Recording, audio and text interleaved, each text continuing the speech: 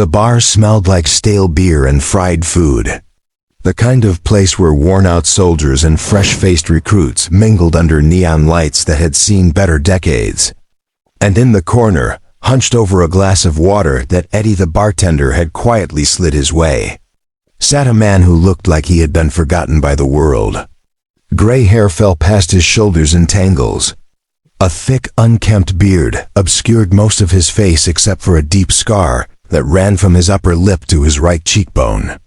His clothes were filthy and torn at the seams, and his boots were held together with duct tape. But it was his eyes that told the real story, the color of winter fog, unblinking, scanning the room with a precision most people wouldn't notice.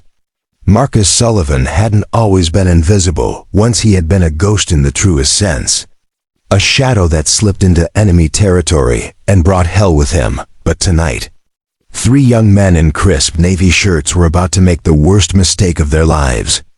Tyler Brock leaned back in his chair, beer in hand, and pointed at Marcus with a sneer, mocking him as a failed veteran who probably quit during Hell Week and now begged while lying about serving his country. And the loud, cruel laughter was about to shatter something that should never have been touched. If you're watching this story from anywhere in the world, we'd love to know where you're joining us from. So drop a comment below telling us your city or country, and if stories like this about courage, sacrifice, and second chances speak to you, please consider subscribing to our channel, because your support helps us share more incredible true stories that honor forgotten heroes. Now let's continue. 48 hours earlier, Marcus had been sleeping under the Interstate 5 bridge as he had for the past 4 years. The rumble of traffic, his lullaby, drowning out the screams that still echoed in his scarred mind. The screams of Sergeant David Bull Hernandez, Petty Officer First Class Aaron Taco Rodriguez, and Lieutenant Junior Grade Michael Fishhook O'Connor, all of whom had died in the same 30 seconds on a dusty street in Fallujah, Iraq, after Marcus led them into an ambush and was the only one who walked out alive, the guilt eating him from the inside out until he became a hollow shell, unable to hold a job, sleep without seeing their faces, or accept help because he didn't believe he deserved to breathe the same air as the families they left behind. Every morning Marcus followed the same routine, folding the thin wool blanket in his pack beside 3 items he never let out of his sight. A faded photograph of his platoon taken the morning before the Fallujah mission. 22 men smiling with their arms over each other's shoulders. A Zippo lighter engraved with the words, "Ghost. We own the night," a gift from Bull the day Marcus earned his call sign. And a small AM/FM radio that hadn't worked in years. The last thing his ex-wife Sarah gave him before she left. After that, he would walk 2 miles to the VA clinic on Rosecrane Street. Not for himself, but for the newer guys on the streets, handing out flyers for shelters, food banks, and addiction programs. Never going inside after being turned away 3 years earlier due to long waits for PTSD treatment. On this particular Friday, he found a trembling young Marine outside a liquor store, glass-eyed and haunted, and after a quiet moment, Marcus gave him a flyer for a peer support group, telling him softly that you don't really deal with it. You just keep walking and help the next guy who's drowning. And the kid took the flyer and left, never to be seen again. That evening, Eddie called Marcus into Murphy's Tap for a sandwich, recognizing a broken warrior as only another veteran could, and letting him sit in the dark back corner. But tonight the bar was packed with newly graduated Navy SEALs, most of them respectful, except for Tyler Brock. Jake Novak and Chad Winters, who bragged loudly, filmed themselves, and wore their new status like a crown, with Tyler, the entitled son of Congressman Richard Brock, being the worst. His ego only inflated further by passing Bud S. Jake, a former college linebacker who had failed to make it to the NFL.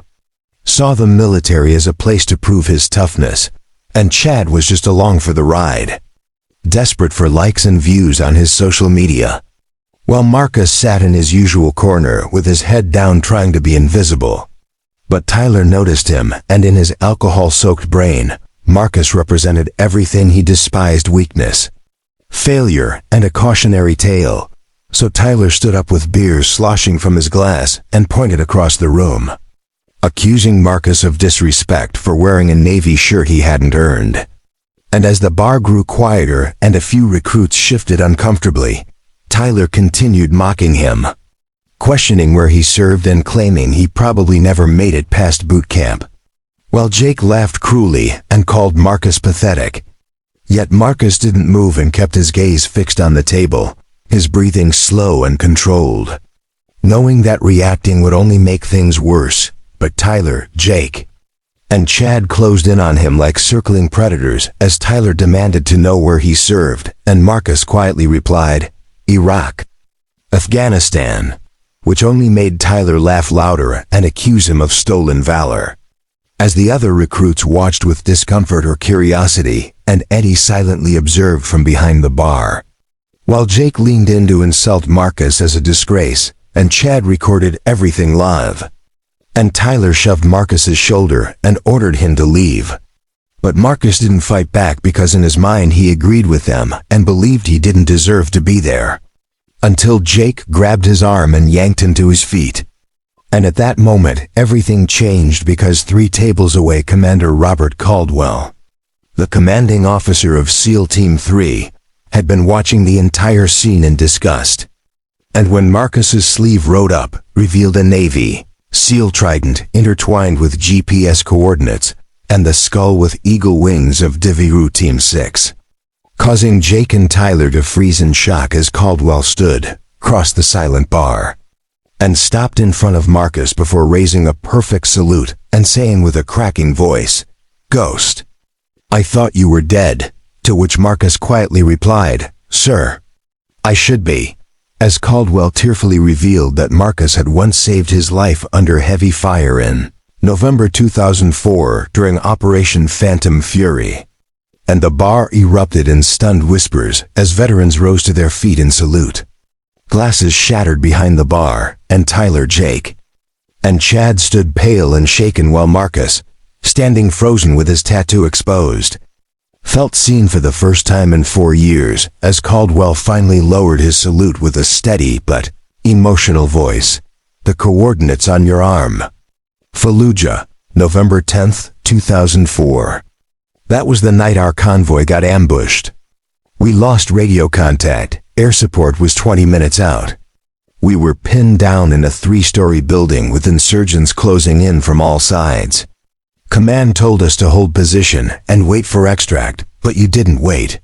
You and your team fast-roped from a Blackhawk into a hot LZ, took out 8 hostiles in under 2 minutes, and extracted 14 of us while the building was actively being shelled. You carried me and Lieutenant Collins out on your shoulders because we couldn't walk. You saved 14 lives that night, Ghost. 14 men who are alive today because you refused to leave us behind." The room was completely silent. Tyler felt like the floor was going to swallow him whole. Jake's face was red with shame. Chad was staring at it. The live video still running and broadcasting the entire moment to thousands of people. Caldwell slowly turned to face the 3 recruits, his voice dropping to a low, dangerous tone as he told them they had just humiliated one of the greatest operators the teams had ever produced. A man who earned the Bronze Star for valor. A man who had more combat experience in his left hand than all of them would accumulate in their entire careers, if they even had careers after tonight. Tyler tried to speak, but Caldwell cut him off, telling him they didn't know because they didn't ask. Because they saw a homeless man and assumed he was worthless.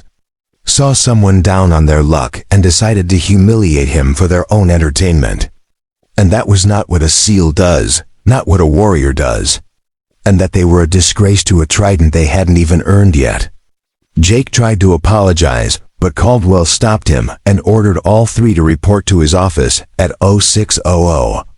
Warning them their status in the teams would be reviewed and they would be lucky to finish their careers scrubbing latrines on a supply ship. While the other recruits looked on with horror and relief and quietly distanced themselves, Caldwell then turned back to Marcus, his expression softening as he told him he didn't belong on the streets and that he belonged with his brothers and that he would make sure he got the help he needed. Marcus whispered that he didn't deserve help because he lost his team and 3 of his brothers died because of him. But Caldwell stepped closer and told him he didn't lead them into an ambush. He led them into a war, and war doesn't care about plans or skill, and sometimes good men die, and it's not anyone's fault. That those men followed him because they trusted him, and they would be furious if they saw him like this. Marcus's shoulders began to shake as the wall he'd built finally began to crumble. Caldwell placed a hand on his shoulder and told him he saved his life, and now he would save Marcus's. Eddie offered Marcus a room upstairs with no rent in exchange for working the door. Sarah offered to connect him to a veterans reintegration program.